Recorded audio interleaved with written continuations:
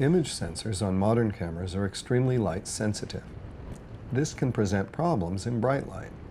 In this scene, the video camera is stopped down to f11, its minimum aperture, but is still having trouble dealing with the brightness of the scene.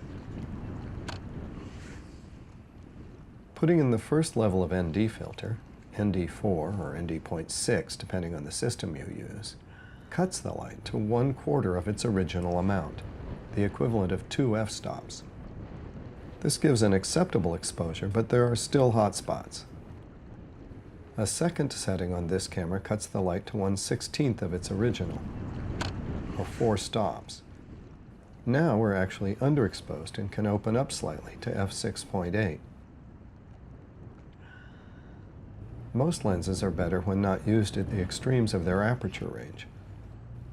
This one is no exception.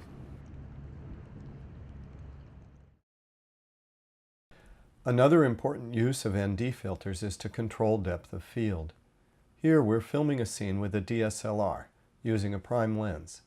We've set the aperture to f2, and we've set the variable ND filter to what looks like a reasonable exposure.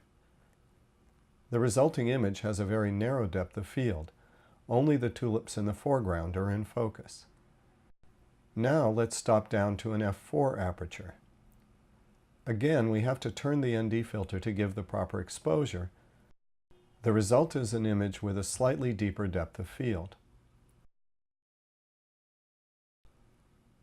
When we go to f8, we reset the ND filter again and have a shot with substantially more depth of field.